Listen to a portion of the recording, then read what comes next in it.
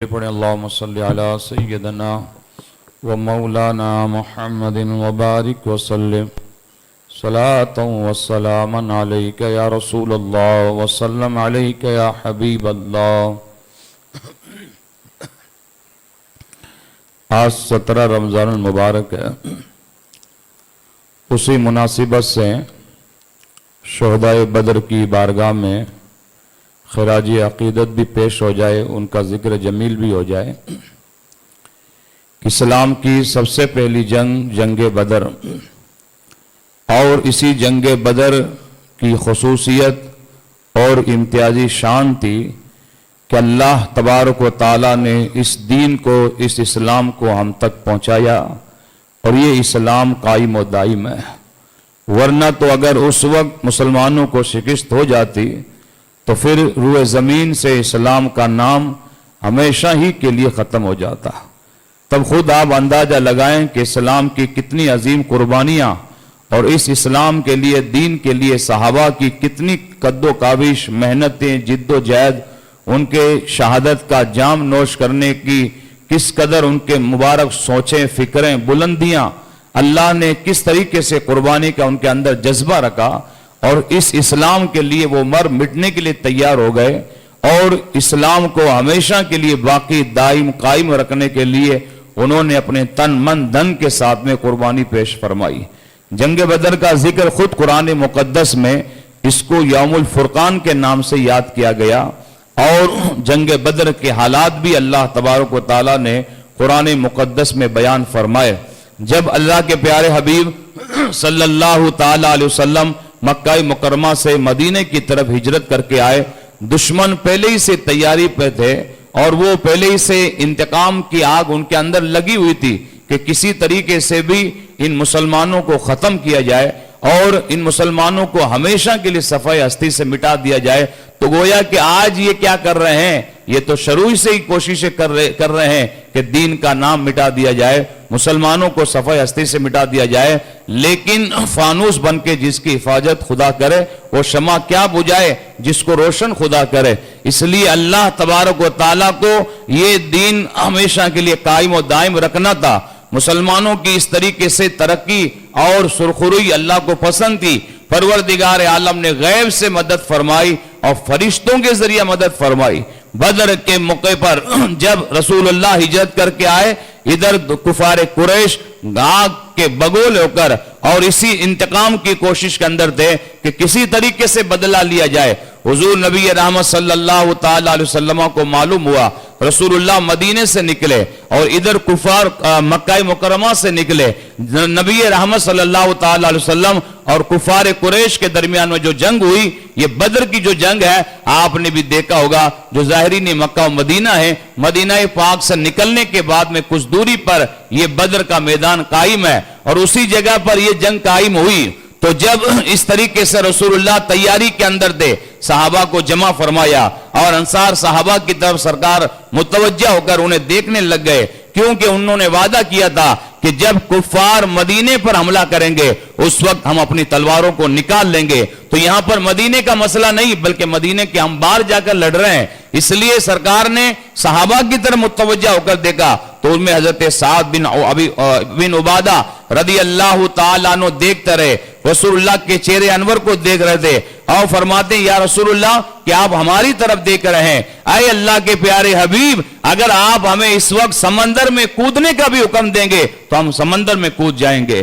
ہم آپ کے ساتھ میں ہیں۔ ادھر حضرت مقداد بن اسود رضی اللہ تعالیٰ عنہ انصاری صحابی جو رسول اللہ کی طرف دیکھ رہے تھے، حضور کی آنکھ، حضور کے رخ انور کی طرف دیکھ رہے تھے، سرکار ان کی طرف دیکھ رہے تھے۔ تو حضرت مقداد نے جواب دیا، اے اللہ کے رسول صلی اللہ علیہ وسلم، ہم موسیٰ کی قوم کی طرح نہیں ہیں، جس طریقے حضرت موسیٰ علیہ السلام کی قوم نے کہا کہ تم جانے تمہارا رب جانے، تم لڑو تمہارا رب لڑے، لیکن ہم وہ قوم نہیں ہیں، ہم آپ کے دائیں سے بھی آئیں گے، ہم آپ کے بائیں سے بھی آئیں گے، ہم آپ کے پیچھے سے بھی آئیں گے، ہم آپ کے سامنے سے بھی آئیں گے، لیکن آپ کو کوئی خطرہ محسوس کرنے کی ضرورت نہیں ہے، بلکہ ہم آپ کے ساتھ میں تن من دھن کے ساتھ میں ساتھ ہیں۔ یہ صحابہ کا شوق جب رسول اللہ نے دیکھا تو پھر سرکار کا چہرہ کھل اٹھا, رسول اللہ کے چہرے پر اس طریقے سے خوشی کے آثار نمایاں ہوئے, اور پھر رسول اعظم صلی اللہ تعالی علیہ وسلم جنگ بدر کی مکمل تیاری کے اندر لگ گئے. اس لیے یہاں پر حالات یہ بھی تھے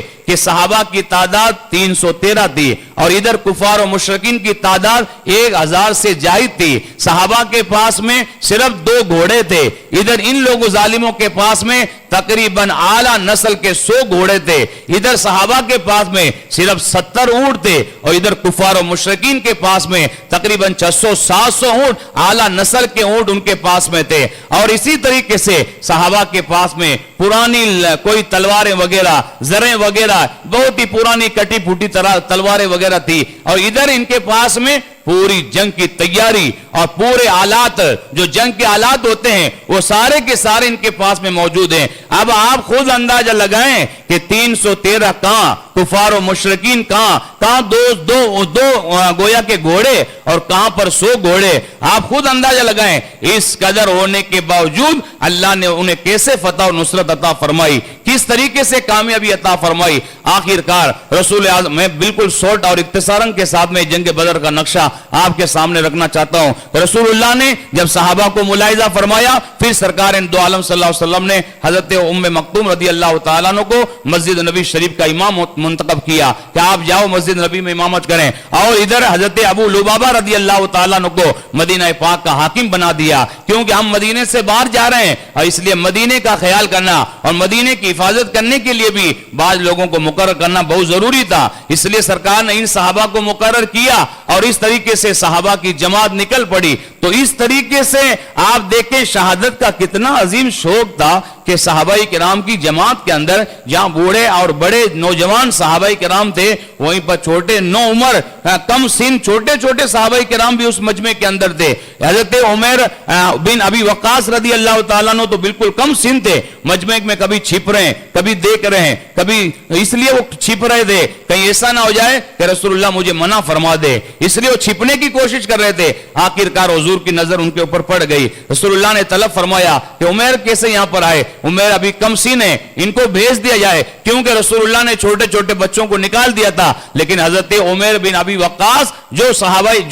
حضرت سعد بن ابی وقاص کے بھائی, جو عشرہ مبشرہ میں سے صحابہ میں سے تھے, تو ان کے بھائی حضرت عمر جب انہوں نے یہ سنا کہ رسول اللہ نے مجھے منع کر دیا, تو زاروں کتار رونے لگ گئے, اور عرض کرتے یا رسول اللہ آپ مجھے مت بھیجیے, میں آپ کے ساتھ میں قربانی پیش کرنا چاہتا ہوں, میں آپ کے ساتھ میں جنگ بدر میں حاضر ہونا چاہتا ہوں. رسول اللہ نے ان کے اس استقلال کو دیکھا تو پھر سرکار نے انہیں بھی اجازت عطا فرما دی, اور اس طریقے سے وہ بھی ساتھ ہو لیے. اور پھر رسول اللہ بدر کے میدان میں پہنچے. تو اس وقت جب پہنچے سرکار تو شام کے وقت میں پہنچے تھے, اور یہ کفار و مشرکین مکہ سے تو صبح ہی پہنچ چکے تھے, اس لیے انہوں نے اپنے لیے اچھی زمین منتخب کر لی کہ جو ایک دم سمتل زمین, صحیح زمین, اسی پر, اور وہیں پر جہاں پانی وغیرہ موجود تھا وہیں پر جا کر یہ لوگ کھڑے ہوئے. اور ادھر جب صحابہ آئے تو دیکھا بالکل اوبر کھبڑ زمین اور بالکل اونچی نیچی زمین ہے, اور اس طریقے سے نہ پانی کا نام و نشان ہے. صحابہ کرام کے اندر ایک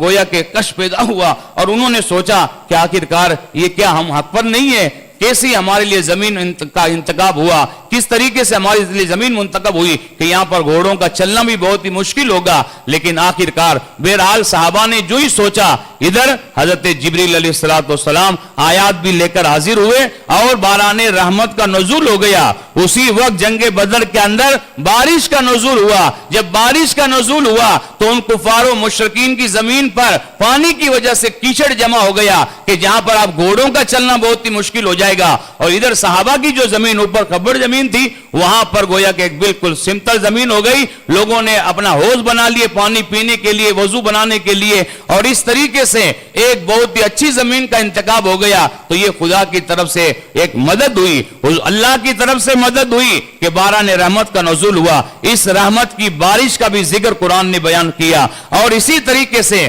جب آخرکار مکمل تیاری ہوئی, سرکار نے جب ملاحظہ فرمایا جنگ بدر کا اس میدان کو, تو دیکھا کفار قریش آئے ہوئے ہیں. آپ کے پاس میں کوئی